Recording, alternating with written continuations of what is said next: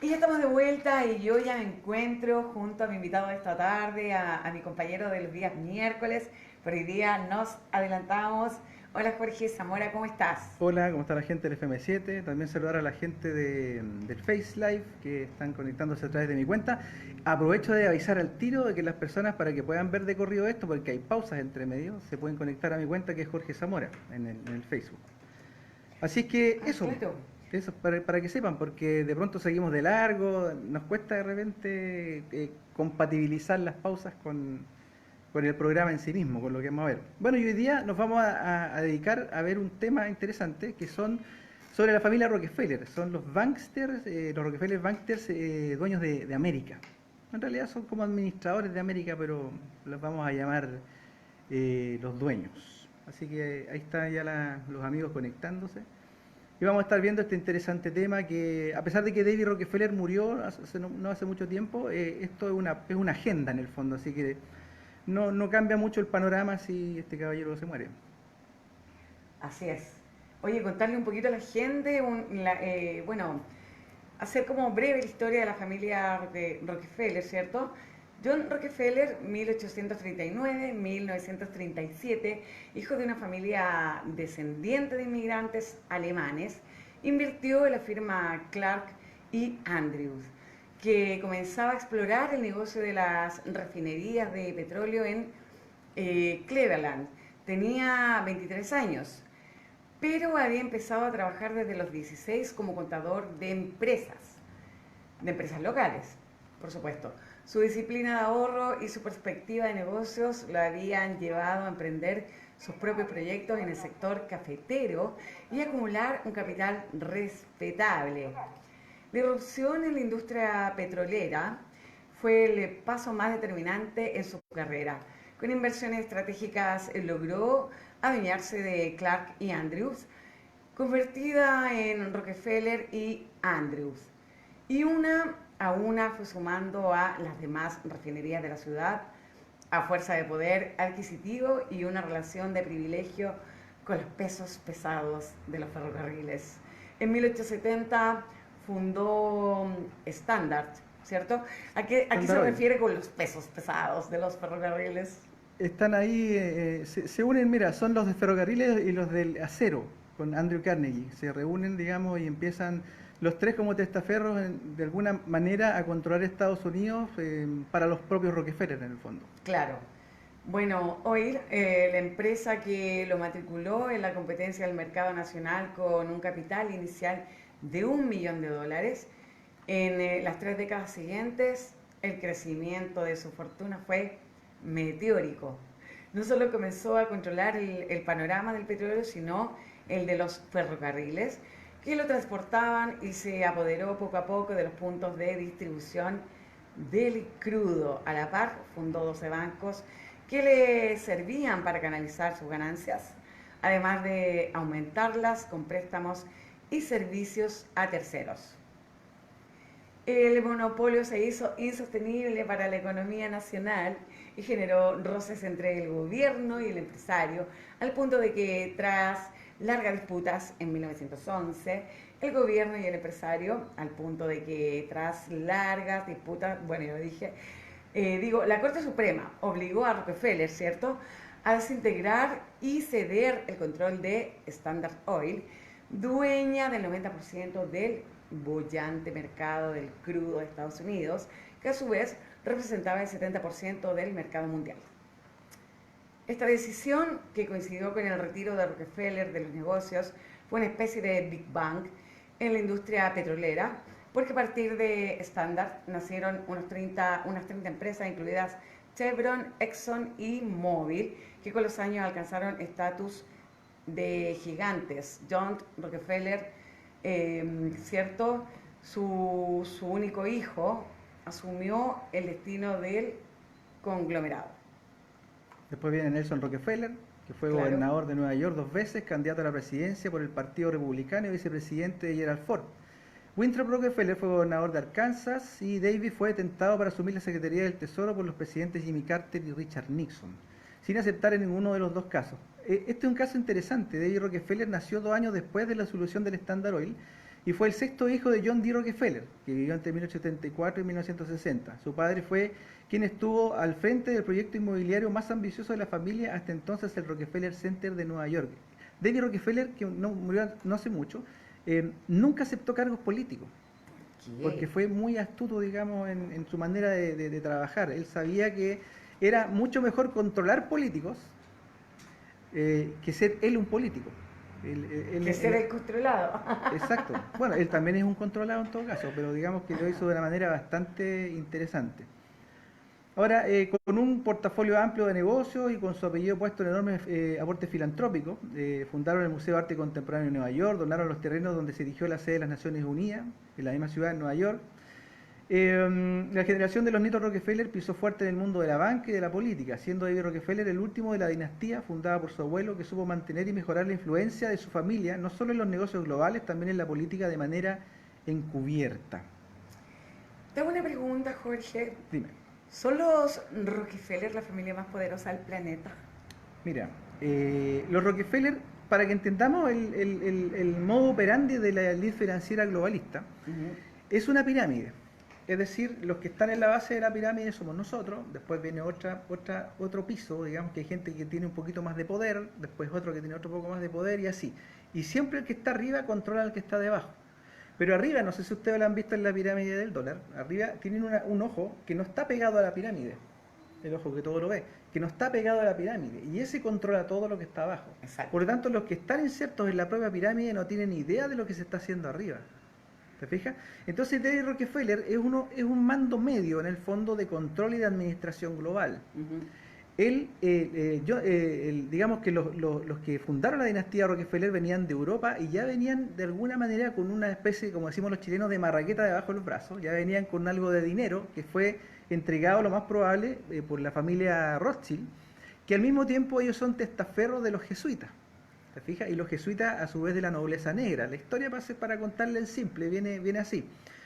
Cuando estaba Ignacio de Loyola, digamos, incipiente, joven, muy bullante con su volada mística, la nobleza negra, que son estas grandes familias que están muy ocultas en el fondo, todavía controlan el mundo, son familias que provienen de los estados, las ciudades-estado, por ejemplo, como Venecia. Estamos hablando del año 1000, 1100, 1200 por ahí. Y ellos en el fondo, con el control del oro, con el control de la riqueza y de todo el tema del comercio que había entre Asia y Europa, principalmente, ellos lograron tener un control muy grande de riqueza. Entonces, ¿qué fue lo que hicieron ellos? Se dieron cuenta que el Vaticano también tenían que de alguna manera controlarlo definitivamente. Entonces, ellos, ¿qué es lo que hacen? Toman a Ignacio de Loyola y le financian la creación de los jesuitas, del jesuitismo o la Compañía de Jesús. Y a través de la Compañía de Jesús ellos infiltran el Vaticano y finalmente lo terminan controlando. ¿Te fijas? Cuando los jesuitas ya son poderosos y se tomaron junto con la con la ayuda de Napoleón, en el fondo se toman el Vaticano definitivamente, ellos de alguna manera toman a un tipo muy hábil en los negocios llamado Mayer Amschel Rothschild, Bauer en esa época, y a él le entregan en el fondo la custodia del Tesoro Vaticano y se crea de alguna manera lo que hoy día entendemos como el sistema bancario global o internacional. Qué increíble, ¿de dónde viene? Claro, entonces, ¿qué es lo que pasa? Los Rothschild, que al mismo tiempo la mayoría, y los Rockefeller también, son caballeros de Malta, es decir, son caballeros que tienen una impostura y una carga de poder místico en el Vaticano, y ellos a través de eso van controlando el mundo con distintos grupos de poder. Por ejemplo, en este caso, y te contesto a la pregunta, los Rockefeller no son entonces la familia más poderosa del planeta, ellos son mando medio, la familia más poderosa son los de las que están detrás de la nobleza negra. Contese, Fernesi, qué sé yo, son familias que no las nombra nadie, en el fondo no van a salir en las noticias. De hecho, los mismos Rothschild, que son bastante conocidos por el tema de que en la conspiración global son bastante anunciados, pero en la televisión tampoco los nombran. Claro. Entonces ellos con el control del dinero, porque a todo esto ellos tienen una gracia, ellos fabrican el dinero. Es decir, la Reserva Federal, el Banco Central de Europa, ellos tienen el control sobre la fabricación del dinero. Y quien fabrica el dinero finalmente termina controlando lo que quiera. Es decir, todo. La democracia no puede ser real mientras el poder político esté sometido al poder económico. Claro. ¿Cuál es la importancia de John Rockefeller, el patriarca de la familia? John D. Rockefeller, el patriarca. Bueno, este señor que era un avaro, pero impresionante. O le va bien a los avalos, ¿ah? Bueno, de hecho ese parece que fuera la razón principal por la que tienen dinero, porque Claro. no sueltan, solo acumulan. Son capitalistas. Sí. Bueno, John D. Rockefeller, el patriarca de la familia, es el que funda Standard Oil, crea la Universidad de Chicago, instaura la filantropía como una forma de transformar el bien en bien, parte de la maldad instalada en su apetito voraz por dinero y poder. Algo muy parecido a lo que hacen los narcos. Aquí hay una cosa que es relevante. Esta maldad instalada que hay detrás del poder económico global, esta malevolencia, tiene que forzosamente transformar parte de sí misma en bien, no siéndolo. Es decir, se disfraza una parte del mal, se disfraza de bien, porque si fuera un mal total, la gente se daría cuenta de inmediato y sería fácil derribarlo. ¿Te fijas? Entonces una parte se tiene que disfrazar de bien. Entonces él funda la filantropía, de alguna manera empieza a utilizar sus millones para hacer obras benéficas, que al mismo tiempo le reportan grandes no pagar impuestos. ¿Te fijas? Eso es algo súper importante, es decir, gran parte de la supuesta bondad en el fondo de los ultra ricos Para tapar es para tapar el fondo y negocio. todos los ingresos, Exacto. evadir impuestos, bla, bla, bla. Exacto. Por ejemplo, Bla, bla. un ejemplo que, bueno, no es filantrópico, pero un ejemplo de evasión, por ejemplo, lo que hacen los magnates, como por ejemplo, como Piñera, por ejemplo, que compra empresas zombies que tienen deudas gigantescas. Claro. ¿Te fijas? Las compra a precio de huevo y esa deuda la utiliza para restar pagos de impuestos al fisco chileno. Exacto. Entonces, es una manera de defraudar al fisco Tienen y, que comprar, y lo claro. hacen todos los magnates en el mundo. De hecho, los paraísos fiscales están hechos para eso, para que finalmente lo que se roban digamos, en todos los países va a parar a esos paraísos, que obviamente son administrados por el Vaticano, por los jesuitas en este caso, la cúpula jesuita y los Rothschild. Claro que sí. Jorge, bueno, yo por aquí, no por tu canal. La pausa. Nos vamos a una pausa y ya volvemos. Sí, el que quiera seguir viendo acá en Jorge Zamora Facebook. Por supuesto. Oye, contarles, sí, antes de la pausa a toda la gente que puede ahí agregar a Jorge Zamora su fanpage.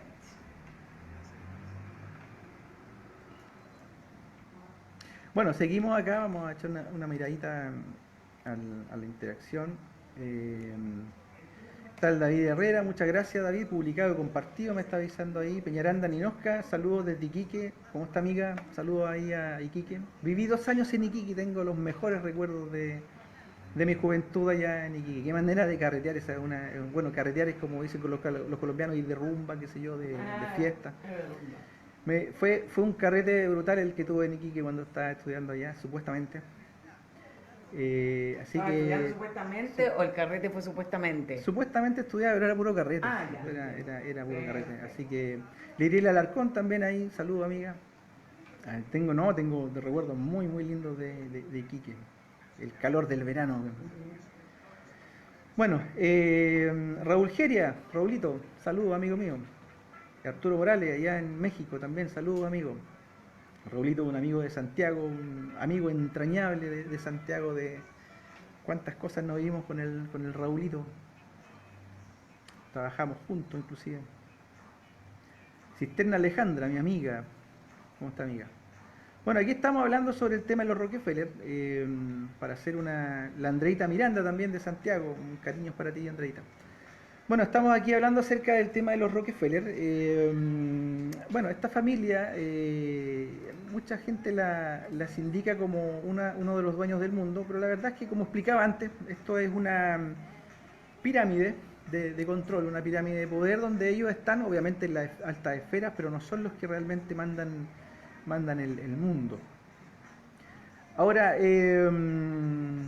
por citar, por ejemplo, la influencia de los Rockefeller, ellos han estado en el negocio del petróleo, todavía están en el negocio del petróleo. De hecho, cuando a John D. Rockefeller le separan, esto es súper curioso, porque hay una instancia, un departamento en Estados Unidos, que es el departamento antimonopolio, es decir, para evitar que unos pocos controlen un mercado.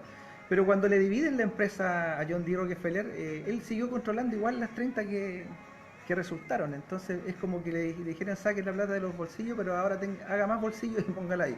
Entonces finalmente fue un chiste. y terminó teniendo más poder en el fondo, porque logró a través de esas pequeñas empresas irse a Rusia, irse a China, irse a prácticamente a todas partes a controlar en el fondo el mercado. Los Rockefeller son los que controlan el mercado, así como por ejemplo el mercado del oro está en los Rothschild, pero finalmente, y la minería, ojo, la minería es un tema muy importante, sobre todo la dupla Rothschild-Rockefeller. Mucha gente no lo sabe, pero Chuquicamata, que es el lugar donde nací, que fue la mina acá en Chile, Sí. la mina Tajo Abierto, mucho tiempo más grande del mundo. Cuando se llamaba la empresa Anaconda Miner Company, los dueños de esa empresa eran los Rockefeller y los Rothschild. Y es decir, ellos eran los dueños de la minería, no solamente acá en Chile, en gran parte del mundo, en casi todo el mundo. Lo que hacen ellos es que tercerizan su fortuna, es decir, contratan un palo blanco, tal como lo explicaba recién, y ellos ponen al nombre de ellos sus exactamente, acciones, sus fortunas. exactamente. Pero en los paraísos fiscales está la trampita. Allí deben haber seguramente contratos que están firmados, sacramentados, que en el fondo no importa cuánto ganen, todo va a parar a inflar la fortuna global de esta dupla gigante que es Rothschild Vaticano. Y los Rothschild Vaticano al mismo tiempo tienen que rendirle de alguna manera obediencia a lo que es la nobleza negra, que estábamos hablando recién, que son estas familias antiquísimas de las ciudades-estado de Europa, en donde ellos están controlando en el fondo el mundo y algunos también dicen por ahí, yo no sé si será cierto, pero también por lo que se llama la familia, el Consejo de los 13, claro, que serían 13 personajes que estarían en el top, digamos, del mundo, y que ellos estarían dando las directrices de todo lo que hace la Trilateral, el Consejo de Relaciones Exteriores, el Grupo Bilderberg, el Club de Roma. Manejan pero absolutamente Exacto, todo. y serían nigromantes. ¿Pueden derrocar alguna vez aquellas Es que es difícil adineradas? porque es muy difícil porque son como invisibles. ¿Te fijas? Por ejemplo, ahora en Italia, en este momento en Italia, la gente ya se dio cuenta que los masones tenían un control muy fuerte sobre el gobierno y lo están sacando. Pero ellos continúan en el fondo. Estamos de vuelta. Continuamos aquí el 89.7. Oye, y yo te quería preguntar también, Jorge, por ejemplo, ¿cuál ha sido la influencia de la empresa Standard Oil. en el dibujo del mundo que hoy tenemos? Bueno, esta empresa llegó a poseer el 95% de todo el petróleo de Estados Unidos y de gran parte del mundo. Fue fundamental para que la maquinaria nazi se levantara trabajando junto a la IG Farben, que hoy día es Bayer, Monsanto. Es decir, la famosa empresa Bayer era una empresa nazi. ¿Te fijas? Y que hizo y todavía sigue experimentando en el fondo con los seres humanos, porque cuando hoy día, si queremos hincarle el diente a lo que es Monsanto, que ahí también están metidos los Rockefeller, están metidos los Rothschild, están metidos George Soros también, empezamos a darnos cuenta de que lo que busca la Monsanto es patentar las semillas del mundo para que los frutos en el fondo no den semillas y de esa forma todos los campesinos tengan que comprarle a ellos cada vez que quieran sembrar. Ciertos de locos, ¿te fijas? Bueno, ¿y qué están haciendo en el fondo Monsanto? El monopolio. Es un monopolio exactamente, y a través de los alimentos transgénicos nos están inoculando enfermedades, porque a través de enfermedades, por ejemplo, como la que sea, en el fondo cáncer o cualquiera, la industria farmacéutica internacional, que curiosamente también los dueños son los Rockefeller, de hecho se le denomina la industria petroquímica farmacéutica Rockefeller, ellos hacen negocio. Entonces, por un lado, controlan la producción alimentaria global, nos enferman con esa producción industrial, y nos pasan a su otra maquinaria de dinero, que es la industria farmacéutica internacional, que es de ellos. Entonces hacen un negocio redondo. De hecho, es más, por ejemplo, ellos en algún momento identificaron que la marihuana natural tenía grandes propiedades anticancerígenas. Entonces, ¿qué han estado haciendo? Están interviniendo a la marihuana natural para convertirla, para sacarle en el fondo a la gente anticancerígena y dejar solamente la gente que te huela. Y están implementando la marihuana transgénica, sobre todo desde el Uruguay. Y ahí trabajaron Monsanto, que es Bayer, George Soros, David Rockefeller con Mujica. Mucha gente dice, pero que Mujica es un abuelito tan buen presidente. Mentira, un neoliberal que sumió al Uruguay en la maquinaria del fracking con las megamineras y vendió al Uruguay junto con Soros, junto con Rockefeller, para que Monsanto se metiera ahí a transgenizar la marihuana. Así que aquí estamos hablando de que los que están trabajando aquí lo están haciendo a un nivel brutal, en el fondo, de control, que en el fondo la gente no alcanza a ver solamente hasta el presidente. Pero por sobre el presidente hay obviamente poderes mucho más importantes. Qué impresionante. Y al morir John D. Rockefeller, dejó 6 herederos, entre los que estaban el famoso David Rockefeller, fallecido el 2017, ¿cierto? ¿Cuál fue la importancia de este personaje en el concierto globalista? Bueno, David Rockefeller, de los hermanos, que eran 6, fue el más longevo, el que más duró, y el que cultivó en mayor medida el bajo perfil. Por ejemplo, hubo hermanos que tuvieron cargos políticos, que trabajaron en la política, obviamente también para proteger sus intereses. Pero David Rockefeller, por ejemplo, una vez se le ofreció hacerse cargo del Tesoro Nacional y no quiso, ¿te fijas? Y otra, digamos, instancia, y él prefirió cultivar el bajo perfil. De hecho, él en el fondo fue miembro del grupo Bilderberg, todavía lo era en un momento hasta antes de morir. Fue actor importante, por ejemplo, en grupos de poder como la Trilateral, el Consejo de Relaciones Exteriores.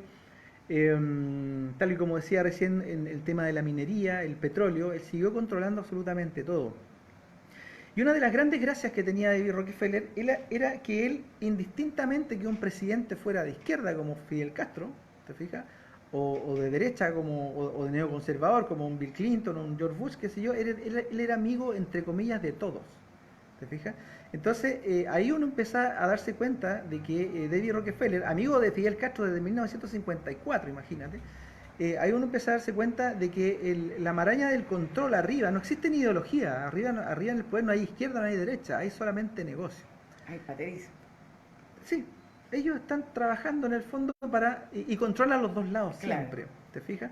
Entonces, si no es por una empresa capitalista occidental que se van a adueñar de algo, lo van a hacer por el otro lado. Por un capitalismo comunista, como en la China hoy día. Por ejemplo, hoy día encontramos una cosa muy impresionante. Por ejemplo, el petróleo de Venezuela en este momento, en su desesperación, el presidente Maduro lo ha entregado a empresas petroleras chinas. Y lo mismo está haciendo Chile a través de Tianqi, que es una empresa privada china, y con el litio chileno. ¿Te fijas? Entonces, si no es por el lado comunista, será por el lado capitalista tradicional, será por el lado comunista capitalista, y se van a apoderar igual de todo. Entonces ellos van trabajando así. Y esa es la gran gracia que tuvo David Rockefeller, que él fue amigo, entre comillas, de más de 200 presidentes alrededor de todo el mundo. Es decir, él logró controlar todo. De hecho, es más, por ejemplo, cuando se supone llega la democracia a Chile, él se junta en sus campañas con Michelle Bachelet, se junta con Ricardo Lagos, se junta con Patricio Aylwin, no teniendo ningún cargo político. Eso es increíble, ¿te fijas? Pero él, como dueño administrador de América, es el que da los permisos y entrega los pases para que tú seas gobernante. Piñera no se juntó porque no es necesario. Él es parte del sistema, es un alumno aventajado del neoliberalismo de la Escuela de Chicago que fundaron los Rockefeller. Imagínalo. O sea, ellos son los dueños del mundo. Sí, bueno, hay dueños del mundo, pero nosotros en realidad no sabemos quiénes son los dueños del mundo. Nosotros alcanzamos a ver a los testaferros operando, jesuitas, Rothschild, Rockefeller, Morgan, qué sé yo, alcanzamos a ver hasta ahí. Por eso yo te decía, parece que no estábamos al aire, pero es difícil descabezar esto porque es como atrapar un fantasma en el fondo, ¿te fijas? Tú puedes irte, podemos eliminar los Rothschild, podemos eliminar los jesuitas, podemos eliminar los masones, al movimiento sionista internacional, podemos eliminar todo. Pero van a seguir los mismos gobernando porque no sabemos quiénes son. ¿Te fijas? Ahora, y detrás de ello, y tal como te decía, tal vez el Consejo les 13, estos son nigromantes. ¿Eso qué significa? Que son personajes que no están tan interesados en el control del dinero ni en el control político. Ellos controlan la energía que maneja el mundo. ¿Te fijas? Son magos negros, eso es un nigromante. Y el que maneja la energía finalmente del mundo tiene poder sobre el control mental de la gente. Entonces, estos personajes finalmente no están por el control del oro, ni del petróleo, ni del dinero, que lo hacen, sí lo hacen. Ya se aburrieron de eso. Ese es un control menor. Están controlando es la mente. Es la mente. Ellos están por controlar la mente, porque quien controla la mente de las personas todo. Controla el mundo. Así de simple, ¿te fijas? Entonces, ese es, digamos, que es el gran problema que tenemos hoy día para poder identificar a los personajes que están controlando el mundo. Increíble. ¿Qué papel tuvieron los Rockefeller en los sucesos de la isla Jekyll y desde dónde se creó la Reserva Federal en el año 1913? Sí, lo que pasa es que ellos fueron gravitantes junto con los Morgan, los propios Rothschild, para poder, de hecho es un abuelo, un bisabuelo de David Rockefeller, el que está ahí instalado materno, no es Rockefeller, es materno, instalado ahí en los sucesos de Isla Jekyll, donde en el fondo, un 31 de diciembre de 1912, ellos se reúnen con algunos políticos. Mira, 31 de diciembre, ¿qué está haciendo la gente? Celebrando mientras ellos Exacto, dominando. exacto. Y en todos los países del mundo hacen lo mismo. Cuando la gente está preocupada de otra cosa, los políticos se dedican a hacer, bueno, falsos políticos, mercenarios en el fondo, se dedican a trabajar, a hacer leyes o cualquier cosa en contra de la gente. Entonces, en esa fecha, ellos quisieron, se juntaron en la isla Jekyll y entregaron la potestad de crear dinero a la Reserva Federal, pero como una entidad privada, en donde nuevamente la dupla Rothschild-Rockefeller tiene aproximadamente el 60% de las acciones de esa empresa. Es decir, es una empresa que fabrica dinero, así de simple. Entonces, ¿cuál es la gracia de la Reserva Federal? Que a ti te entrega, por ejemplo, al gobierno de Estados Unidos le entrega $1.000.000, pero ese $1.000.000 ya está grabado. Tiene un interés que tiene que entregar el pueblo norteamericano. Por ejemplo, del 10%, yo no sé cuánto en realidad, pero imagínate el 10%. Por lo tanto, ya no debes $1.000.000, debes $1.100.000. Entonces, si tú quisieras devolver ese $1.100.000, puedes devolver el millón. Pero ¿y los 100.000 de dónde los sacas? Tendrían que imprimírtelo y pasártelo, y sigue la máquina. Entonces, al día de hoy se estima que la deuda externa de Estados Unidos supera casi los $30 billones. $1 billón son 1.000 millones de millones de dólares. Entonces, una cantidad de dinero impresionante. ¿Qué significa eso en definitiva? Que mucha gente dice, que Estados Unidos controla el mundo, Estados Unidos... No, es un instrumento Estados Unidos. Los que están por sobre Estados Unidos lo controlan. Y Estados Unidos es el país más endeudado del mundo. Es el más endeudado. Nosotros los chilenos debemos al sistema financiero global alrededor de $200.000 millones. Volvió a endeudar a la Argentina en $50.000 millones más. Increíble. ¿Qué van a hacer finalmente? ¿Qué va a pasar en Argentina? Los van a obligar a pagar con territorio, como lo hicieron con Grecia. Porque el Banco Mundial y el Fondo Monetario Internacional son gángsters internacionales. Ellos no prestan dinero para que el país se salve, ellos prestan dinero para amarrar los países. Por eso prácticamente todos los países del mundo están endeudados.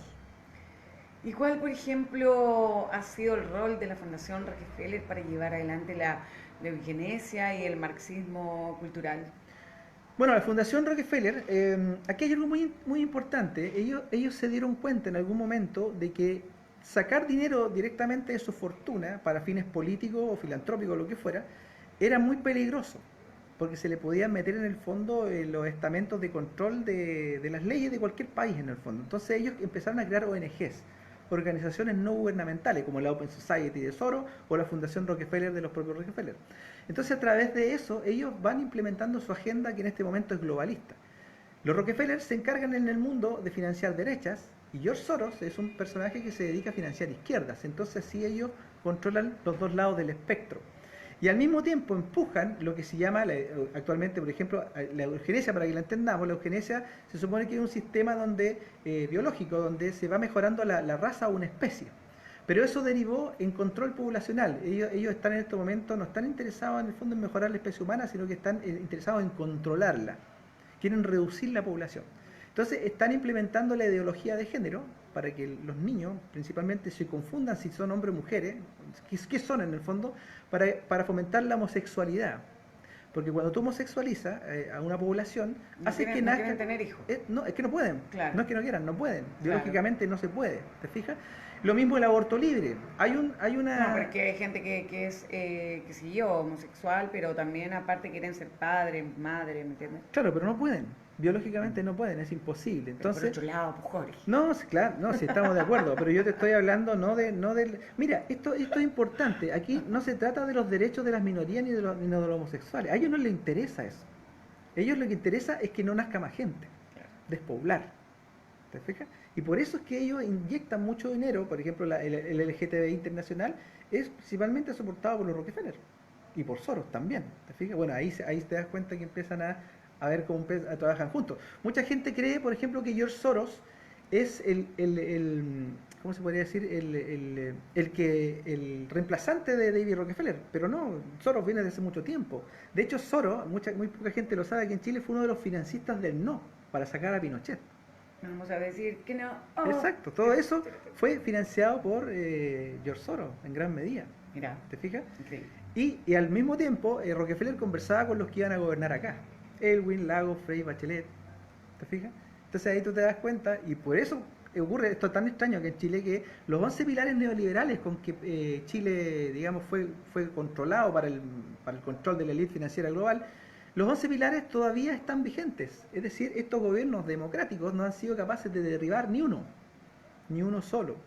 Por lo tanto, cuando Bachelet dice que es de izquierda, mentira. Cuando dice que es socialista, mentira. Son todos neoliberales, mercenarios neoliberales al servicio de la élite bancaria global. ¿Cuál ha sido la parte que le ha tocado a los Rockefeller en la construcción de la industria químico-farmacéutico? ¿Qué crees tú? Bueno, al ser ellos dueños del petróleo y vieron que este podía ser usado para una gran cantidad de químicos, sobre todo en la industria de los plásticos, por ejemplo, ellos se dieron cuenta de que podían... Mira, y una cosa curiosa, el papá de John D. Rockefeller, el creador de la dinastía Rockefeller, era un vendedor de tónicos. No sé si ustedes se acuerdan de un viejo video de Paul McCartney con... A lo mejor tú te acuerdas de Paul McCartney con Michael Jackson, 666. Y el video, ellos venden tónicos. Y ponen palos blancos y hacen como que tienen fuerza. Vean, búsquenlo. A eso se dedicaba el papá, digamos, del patriarca de los Rockefeller. Entonces, ¿qué hicieron ellos? Se dieron cuenta de que a través del petróleo podían hacer muchas cosas. La industria de los plásticos, la industria de los químicos, la industria petroquímica, por eso se llama así, petroquímica farmacéutica, las quimioterapias, etcétera. Entonces ellos fueron montando un capital brutal. En el fondo, por ejemplo, para que me hagamos una idea, hay un dato del año 2010, de que solamente por conceptos de salud asociado a las quimioterapias que controla la familia Rockefeller, el gasto mundial fue de 1.16 billones de dólares, unos 962 mil millones de euros aproximadamente. Es decir, ahí tú te das cuenta que en el fondo la enfermedad es un gigantesco negocio. Y ahí tú te das cuenta de que sanar gente no es negocio, hay que enfermar sanos. Enfermar sanos es el negocio, exactamente. Excelente. Te tengo que contar, Jorge, Pausa. y a toda la gente bella que se conectó ahí a la señal internacional de Jorge Zamora vía streaming, que se terminó el programa, oye, se pasó pero volando, increíble, ¿o no? Sí, súper rápido. Voy a decir una sola cosa nomás al final. Quiero citar a Zbigniew Brzezinski en el año 69, que este es una especie de brazo derecho de David Rockefeller, ¿sí? ¿Ya? Que decía lo siguiente, miren, el Estado-Nación como unidad fundamental de la vida organizada del hombre ha dejado de ser la principal fuerza creativa. Los bancos internacionales y las corporaciones multinacionales están actuando y planificando el futuro en términos que son mucho más avanzados que los conceptos políticos de nación-estado. Bueno, a lo mejor van a tener que devolver el video para escucharlo, pero en simple, en esa frase de Zbigniew Brzezinski se traduce exactamente lo que han querido siempre los Rockefeller y la élite global, es decir, hacer que los pueblos, los gobiernos, no tengan poder y se traspase a las corporaciones, a las multinacionales. Y si uno empieza a revisar los tratados de libre comercio mundiales, tú te das cuenta que se tratan de eso, de que los estados, los gobiernos no tengan poder y sí lo tengan las multinacionales. Bueno, llegamos al final del entonces. Terror, qué decir, ¿no? Pero alcanzamos a decir casi todo. Sí, esto es del terror. Del terror, sí. Y la gente cree que esto es conspiración. Mira, conspiración no es sinónimo de mentira, es efectivamente una conspiración. Pero no es una teoría de conspiración, son hechos conspirativos. Son cosas que están sucediendo, que la gente no quiera verlas es otra cosa. Exactamente. Jorge, un agrado haber estado contigo esta tarde y por supuesto despedirme de toda la gente linda que se conectó ahí a tu señal internacional de todo el mundo. Besitos a todos ellos. Sí, yo ya me metería ahí a la interacción porque no alcanzamos a hacer la hora por tiempo. Gracias. Pero un abrazo grande. También yo me despido a la gente de la radio también. Eso. Y nos estamos viendo en otra oportunidad. Exacto, yo despido a toda la gente que se conectó al 89.7 de lunes a viernes, de lunes a lunes, todos los días, las 24 horas del día, aquí conectaditos al 89.7 y en nuestra señal internacional www.fm7.cl. Nos reencontramos mañana a la misma hora y por el mismo dial aquí en Contacos. Besitos a todos. Chao, chao. Chao. Nos vemos.